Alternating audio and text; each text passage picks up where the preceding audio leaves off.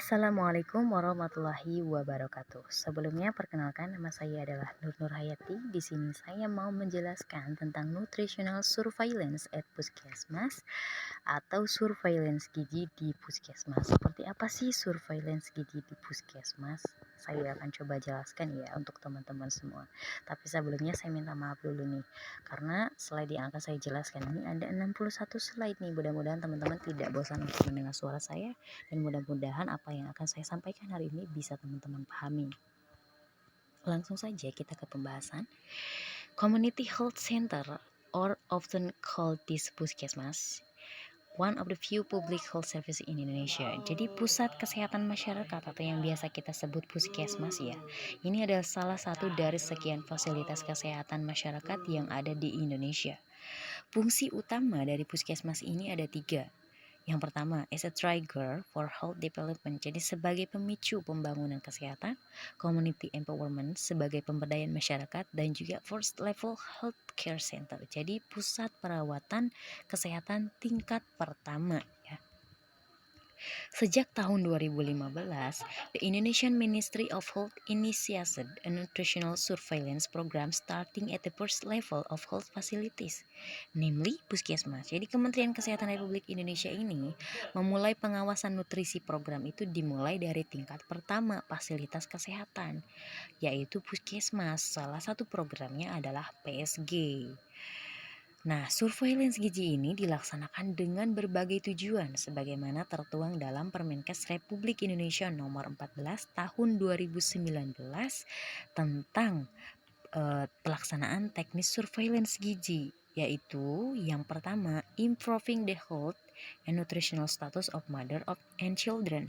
Jadi untuk meningkatkan kesehatan dan status gizi ibu dan anak, kemudian successful disease control, ya untuk pengendalian penyakit, lalu meningkatkan akses dan kualitas pelayanan kesehatan, serta meningkatkan cakupan pelayanan kesehatan melalui The Healthy Indonesia Code atau KIS ya. Nanti keempat tujuan yang tadi saya sebutkan ini akan diimplementasikan pada berbagai indikator pembinaan gizi masyarakat. Lalu seperti apa sih nutrition surveillance gizi in Puskesmas ini? Jadi seperti apa ya gitu. Nah, langsung saja, jadi ternyata kegiatan pelayanan gizi di luar gedung dalam rangka upaya perbaikan gizi yang dilaksanakan oleh Puskesmas ini, salah satunya adalah surveillance gizi, teman-teman. Nah, surveillance gizi itu apa sih sebenarnya? Surveillance gizi adalah kegiatan yang meliputi pengumpulan, pengolahan data yang dilakukan secara terus-menerus, penyajian serta diseminasi informasi bagi kepala puskesmas serta lintas program dan lintas sektor terkait di tingkat kecamatan. Informasi dari kegiatan surveillance gizi ini kemudian akan dimanfaatkan untuk melakukan tindakan sesegera mungkin ataupun perencanaannya, baik program jangka pendek, jangka menengah, ataupun bahkan jangka panjang gitu. Nah, konsep surveillance gizi ini secara umum cuman ada 3. Assessment, analisis, action. Pengumpulan, kemudian pengolahan dan analisis, lalu actionnya, tindakannya seperti apa gitu. Nah, lalu tujuannya apa sih sebenarnya surveillance gizi? Yang pertama, tersedianya informasi berkala dan terus-menerus tentang besaran masalah gizi dan perkembangannya di masyarakat. Lalu yang kedua, tersedia informasi yang bisa digunakan untuk mengetahui apa sih penyebab masalah gizinya, faktor-faktor terkaitnya apa saja gitu. Lalu yang berikutnya, tersedianya informasi kecenderungan masalah gizi di suatu daerah, menyediakan informasi intervensi yang paling tepat untuk dilakukan, bentuknya apa, sasarannya siapa, tempatnya di mana gitu kan. Lalu ruang lingkupnya untuk surveillance gizi itu cuma ada 3. Data status gizi, data cakupan program gizi, dan data konsumsi makanan. Sasarannya siapa? Ibu hamil, ibu menyusui, bayi, balita, anak usia sekolah, remaja, wanita usia produktif, dan lansia. Nah, lalu dalam pelaksanaan surveillance gizi ini, tenaga gizi puskesmas itu berkoordinasi dengan siapa? Dengan tenaga surveillance di puskesmas dengan fungsi diantaranya yang pertama, merencanakan surveillance mulai dari lokasinya di mana, metode atau cara melakukannya bagaimana, dan penggunaan data. Lalu melakukan surveillance gizi meliputi pengumpulan data, pengolahan, menganalisa, dan melaksanakan diseminasi informasi. Selain itu, membina kader Posyandu dalam pencatatan dan pelaporan kegiatan gizi di Posyandu, lalu melaksanakan intervensi gizi yang tepat dan membuat laporan surveillance gizi. Nah, ada beberapa contoh surveillance gizi di puskesmas. Nah, ini saya akan sebutkan beberapa. Yang pertama ada PSG ya, pemantauan status gizi. Jadi pemantauan status gizi ini bertujuan untuk mengetahui status gizi masyarakat sebagai bahan perencanaan. Sasarannya biasanya disesuaikan dengan kebutuhan di tempat tersebut. Bisa bayi, balita, anak usia sekolah, remaja, ibu hamil, ibu menyusui, lansia gitu. Lalu yang kedua ada kegiatan PWS. PWS itu pemantauan wilayah setempat. Tujuannya adalah tersedianya informasi secara terus-menerus, cepat, tepat, dan juga akurat sebagai dasar untuk menentukan tindakan dalam upaya untuk mencegah dan menanggulangi masalah gizi. Memantau situasi pangan dan gizi antar desa atau kelurahan dalam satu kecamatan. Sasarannya ini lintas program dan lintas sektor di tingkat kecamatan di wilayah kerja puskesmas. Lalu ada program SKD KLB Gizi Buruk, Sistem Kewaspadaan Dini Kejadian Luar Biasa. Ini tujuannya adalah untuk mengantisipasi kejadian luar biasa gizi buruk di suatu wilayah pada kurun waktu tertentu. Biasanya sasarannya adalah balita dan keluarganya. Ada juga program pemantauan konsumsi garam beriodium di rumah tangga. Ini bertujuan untuk memperoleh gambaran berkala tentang cakupan konsumsi garam beriodium yang memenuhi syarat di masyarakat. Ini biasanya dilaksanakannya setiap 1 tahun sekali dan sasarannya adalah rumah tangga. Nah, untuk ruang lingkup surveillance gizi di puskesmas itu sendiri, sebelum kita masuk ke puskesmas itu melalui tahap di posyandu dulu. Di posyandu itu yang petugasnya adalah kader.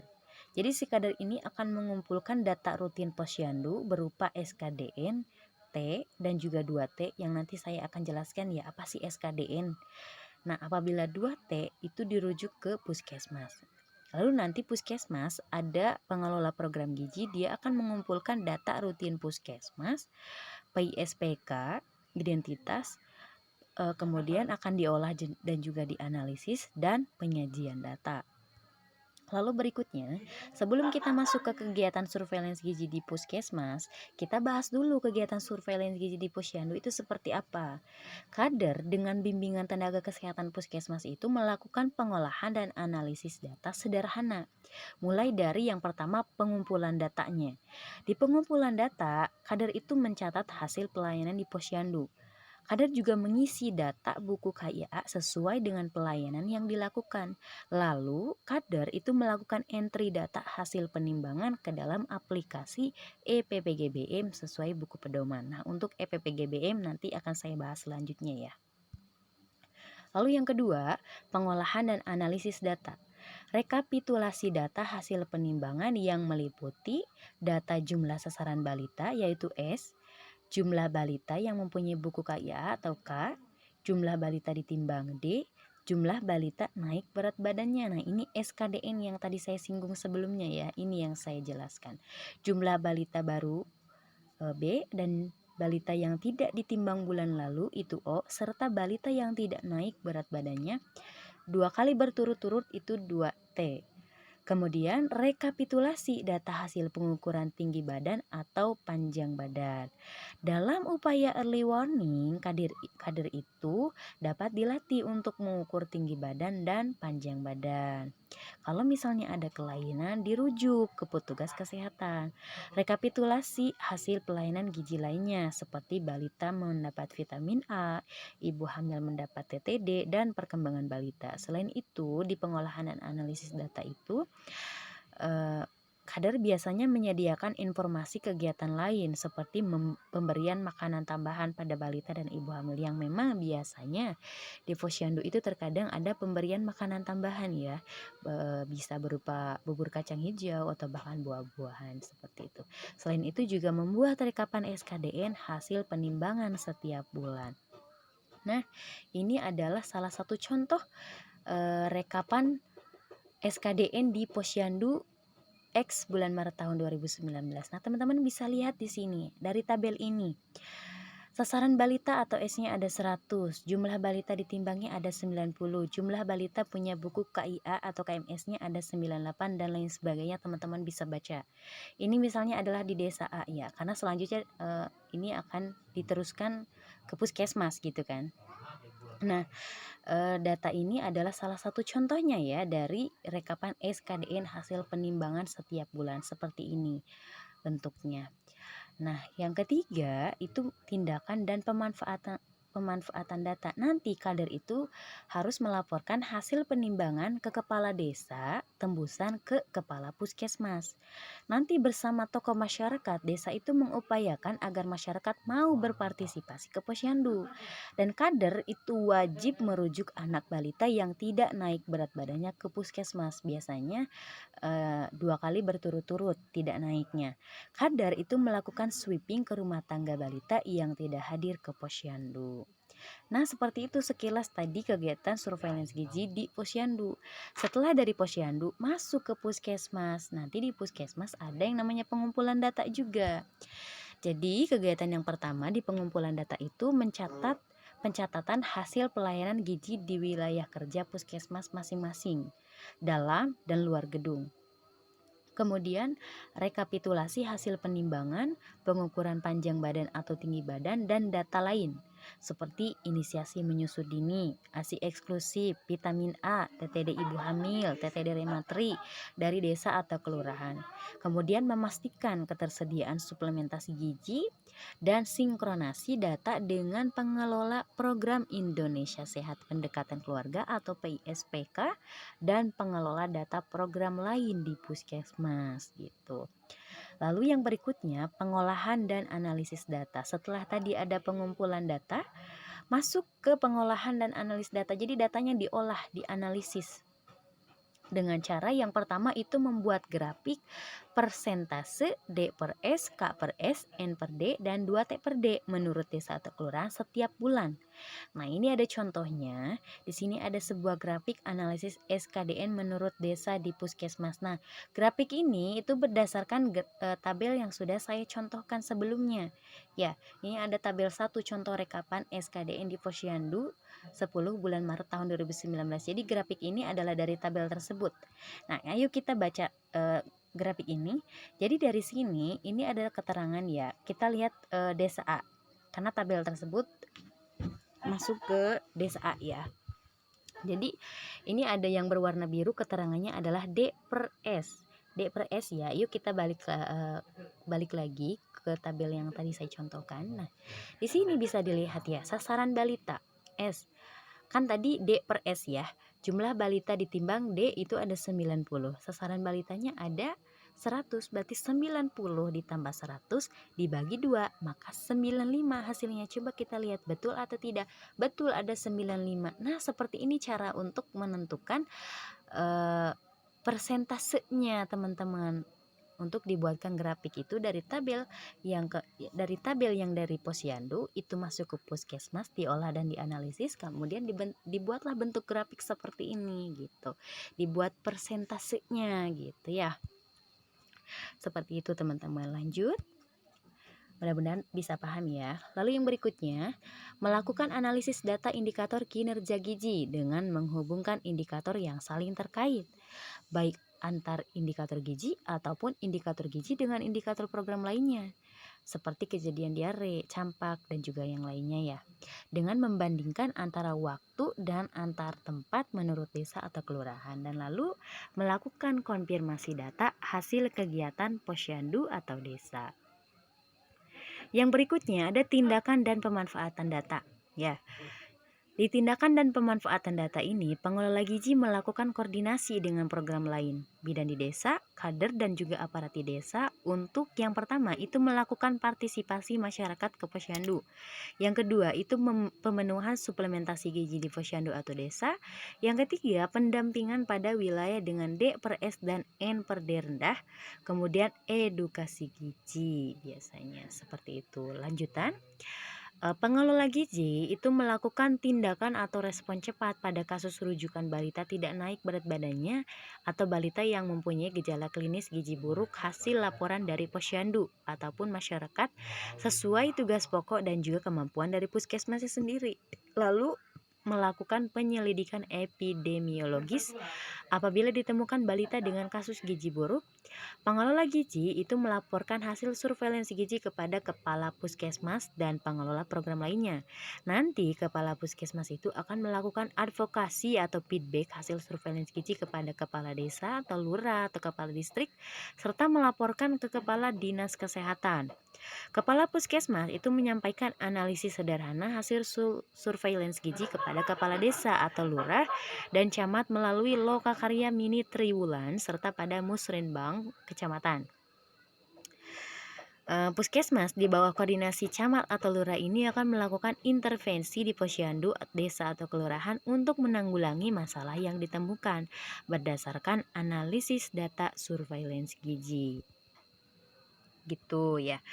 Lalu setelah itu masuk nih ke pencatatan dan pelaporan. Gimana sih pencatatan dan pelaporan di puskesmas untuk surveillance gizi ini?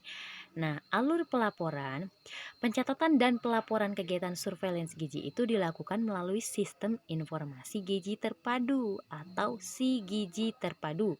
Itu yang merupakan suatu sistem terintegrasi untuk menghasilkan informasi terkait status gizi dan kinerja program gizi. Informasi yang dihasilkan digunakan untuk mengidentifikasi masalah gizi serta sebagai bahan pengambilan keputusan dan kebijakan program gizi masyarakat. Alur pencatatan dan pelaporan ini di sini ada gambarnya, bisa dilihat oleh teman-teman ya. Jadi ini adalah alur pencatatan dan pelaporan gizi melalui EPPGBM. Bagaimana penjelasan dari gambar ini? Nah, ini adalah penjelasannya. Yang pertama, pencatatan kegiatan di posyandu itu direkapitulasi oleh pengelola gizi di puskesmas. Pengelola gizi di puskesmas ini akan melakukan pengecekan apakah datanya lengkap, apakah datanya sesuai. Kalau misalnya data itu tidak lengkap, data itu tidak sesuai, maka puskesmas akan melakukan konfirmasi data kepada kader posyandu atau bidan di desa. Selanjutnya, puskesmas itu akan melakukan entry data masing-masing sasaran by name, by address melalui EPPGBM. Informasi hasil entry data dapat menjadi bagian pelaporan puskesmas kepada Dinkes Kabupaten atau kota gitu. Nanti Dinkes Kabupaten atau kota ini akan melakukan pengecekan kembali gitu. Apakah datanya lengkap, apakah datanya sesuai hasil entry data yang dilakukan oleh puskesmas ini. Nanti kalau misalnya datanya tidak lengkap dan juga tidak sesuai, maka Dinkes Kabupaten atau kota ini akan melakukan konfirmasi juga, konfirmasi data kepada pengelola gizi puskesmas gitu. Dan informasi hasil entry data ini dapat menjadi bagian pelaporan Dinkes Kabupaten atau kota kepada Dinkes Provinsi nantinya gitu. Informasi hasil kegiatan gizi yang di-entry melalui aplikasi EPPGBM ini diantaranya itu dimanfaatkan oleh Dinkes Provinsi, pusat, lintas program, dan sektor terkait. Pencatatan dan pelaporan surveillance gizi melalui EPPGBM. Dalam SIGIZI terpadu itu terdapat beberapa modul yang terbagi berdasarkan tingkat atau kewenangan pengguna ya, baik di pusat, provinsi, kabupaten atau kota maupun puskesmas bahkan posyandu. Nah, modul-modulnya ini yang pertama ada EPPGBM. Apa sih sebenarnya EPPGBM yang tadi selalu saya singgung ya?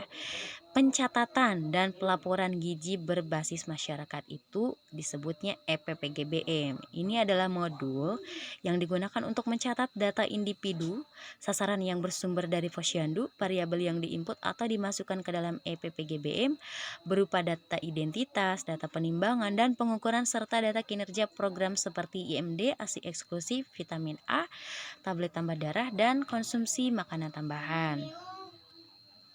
Nah, ada juga laporan rutin selain EPPGBM. Nah, laporan rutin ini adalah modul yang digunakan untuk pelaporan bulanan, triwulan, semester, ataupun tahunan yang berupa data agregat dari data individu yang sudah diinput melalui EPPGBM dan konsumsi PMT.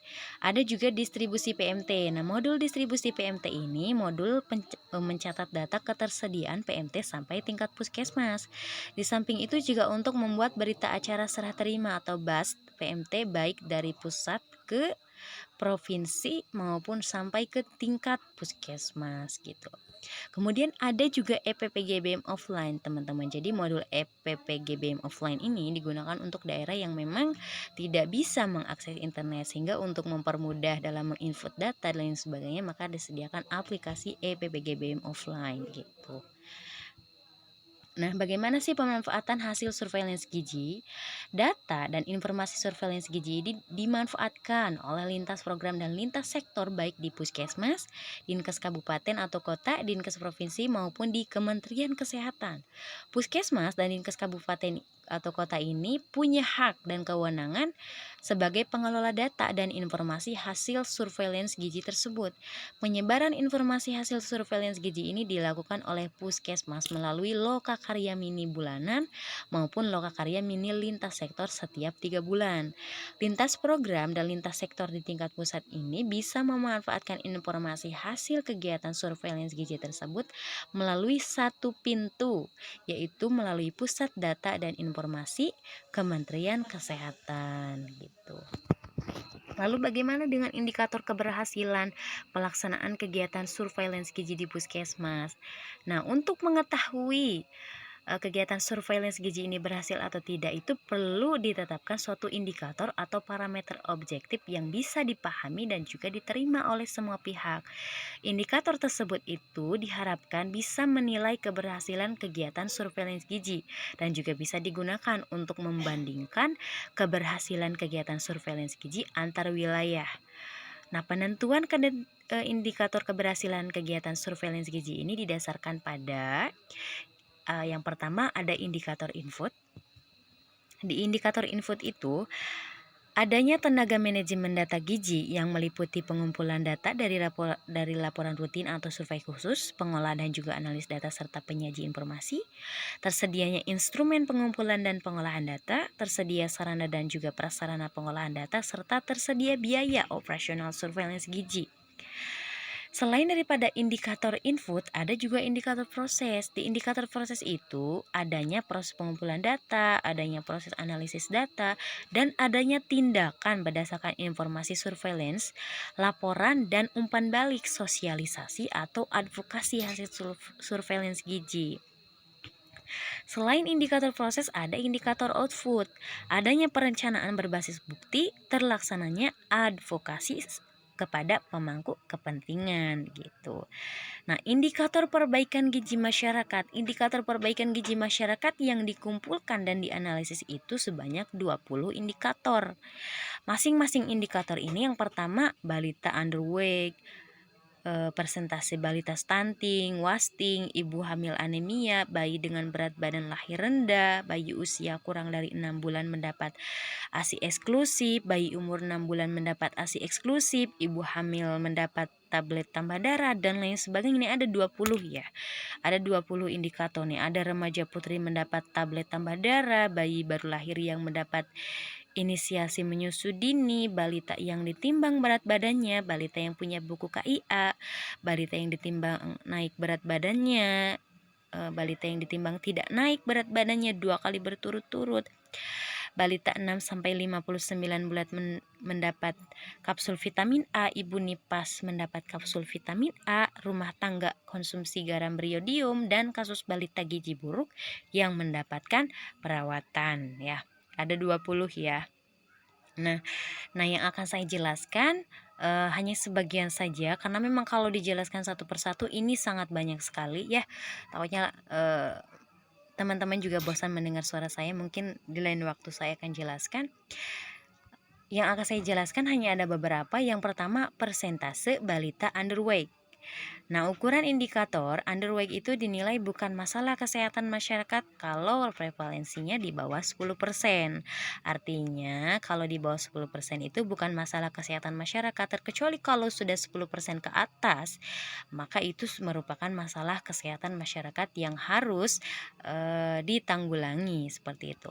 Nah, sumber datanya dari mana sih? Datanya itu dari register penimbangan, dari kohort bayi, kohort balita, dan anak prasekolah. Data yang dikumpulkan itu berupa berat badan, umur, dan jenis kelamin. Nanti frekuensi pelaporannya itu setiap tahun, alat dan bahannya register dan timbangan berat badan, dan mekanisme pelaporannya yang pertama adalah penimbangan itu dilakukan pada seluruh sasaran balita di wilayah kerja puskesmas, baik di posyandu ataupun di fasilitas pendidikan anak usia dini. Lalu, laporan hasil penimbangan ini dicatat dan di-entry oleh puskesmas untuk selanjutnya dikategorikan nih status gizinya apa gitu. Lalu menghitung persentase jumlah balita underweight.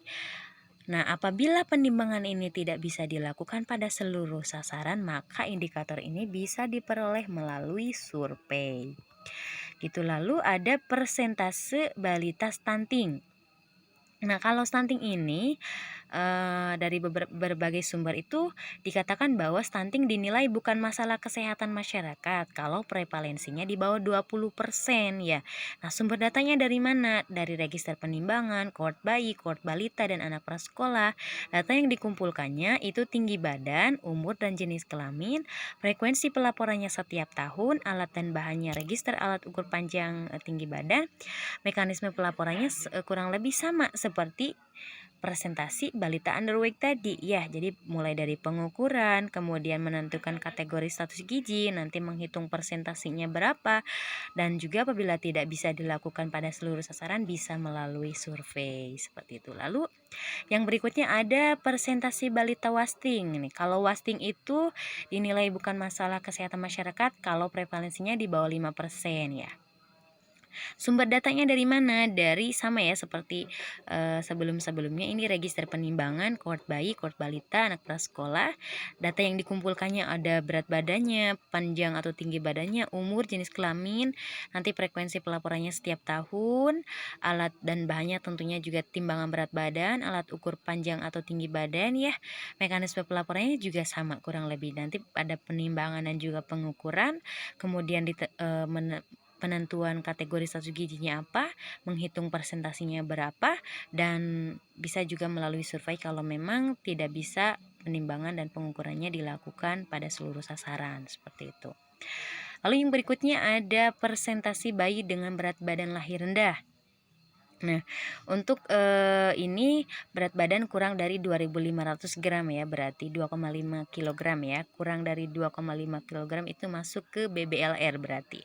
Nah, sumber datanya itu ada kohort bayi, kemudian IB3KIA, frekuensi laporannya setiap tahun, data direkap setiap bulan, angka tahunan itu diperoleh melalui penjumlahan dari bulan Januari sampai Desember. Jadi dikumulatifkan gitu ya. Kemudian alat dan bahannya, formulir monitoring dan juga evaluasi.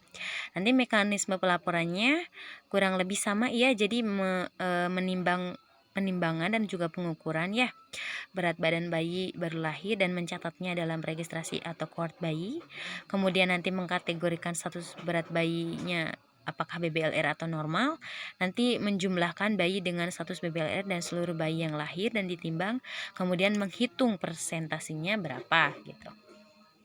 Nah, selanjutnya ada persentase bayi usia kurang dari 6 bulan mendapat ASI eksklusif. Nah, ini kurang lebih ya, mulai dari sumber datanya, buku KIA, kemudian kohort bayi, register posyandu, form ASI eksklusif, ataupun bahkan dari pencatatan dan pelaporan rumah sakit, klinik, atau praktek swasta ya. Kemudian frekuensi laporannya itu setiap 6 bulan. Kalau untuk bayi usia kurang dari 6 bulan mendapat ASI eksklusif ya. Setiap 6 bulan itu Februari dan Agustus. Nah, cakupan tahunan itu menggunakan penjumlahan bulan Februari dan Agustus. Alat bahannya tentunya buku KIA atau KMS balita, register bayi, formulir pelaporan. Nanti mekanisme pelaporannya yang pertama mencatat hasil recall ASI eksklusif ke dalam KMS setiap bulannya. Lalu mencatat KMS masing-masing balita, yang umurnya kurang dari 6 bulan itu ke dalam register Posyandu setiap bulan Februari dan Agustus. Ya. Nanti direkap jumlah bayi dan kategori pemberian ASI-nya, apakah ASI eksklusif ataukah tidak ASI eksklusif, tapi berdasarkan kelompok umur 0 sampai 5 bulan. Lalu nanti dihitung tuh persentasi bayi kurang dari 6 bulan yang mendapat ASI eksklusif itu berapa persentasenya, seperti itu. Nah, ini ada contohnya ya. Untuk rekapitulasi pemberian ASI eksklusif pada bayi kurang dari 6 bulan di desa. Ini Desa Grogol ya. Ini contoh pada tahun 2017 yang saya dapatkan dari beberapa sumber, dari sebuah sumber ya. Di sini kita bisa lihat contohnya. Untuk di Grogol ini ada nama posyandunya ada 5 ya, ada Mawar, Melati, Bougainville, Kenanga dan juga Anggrek. Nah, kita ambil yang 0 bulan nih. 0 bulan ini N-nya ada 36, Pi-nya ada 28 ya. Nah, dari sini berdasarkan contoh di atas, maka presentasi pemberian ASI eksklusif kurang dari 6 bulan adalah Pi per N dikali 100. Jadi untuk mengubah ke persentase itu adalah Pi per N dikali 100. Karena di sini datanya untuk Pi itu ada 28 dan N ada 36 untuk 0 bulan, maka di sini dimasukkan 28 per 36 dikali 100, maka dihasilkanlah 77,8% gitu ya. Untuk mengubah ke persentasenya ya. Begitupun dengan kelompok umur 1 bulan dan lain sebagainya. Lalu yang berikutnya sama aja, ini juga sama ya kurang lebih. Nah, lihat aja rumusnya juga sama. Ini ada contoh analisis ASI eksklusif, ini juga mungkin dimasukkan ke dalam bentuk grafik ya. Jadi dimasukkan ke dalam bentuk grafik. Nah, selanjutnya ada persentase bayi umur 6 bulan mendapat ASI eksklusif. Kurang lebih sama sih. Pasti dari sumber data, frekuensi laporannya seperti apa. Kalau untuk ini frekuensi laporannya setiap bulan, cakupan tahunan menggunakan penjumlahan bulan Januari sampai Desember, berarti kumulatif juga ya ini. Mekanisme pelaporannya juga kurang lebih sama seperti bayi usia 6 bulan yang tadi ya, yang sebelumnya saya bahas ya. Sama. Selanjutnya ada persentase balita ditimbang yang tidak naik berat badannya 2 kali berturut-turut atau 2T per D. Nah, mekanisme pelaporannya yang pertama adalah mencatat seluruh sasaran balita yang ditimbang, mencatat balita yang tidak naik berat badannya 2 kali berturut-turut dibandingkan dengan penimbangan bulan lalu, mencatat jumlah balita baru dan balita yang tidak ditimbang bulan lalu, menghitung jumlah balita yang ditimbang bulan ini dikurangi balita baru dan balita yang tidak ditimbang bulan lalu menghitung persentase balita yang tidak naik berat badannya 2 kali berturut-turut. Nah, ini adalah contohnya supaya teman-teman bisa paham ya, saya selalu memberikan contoh.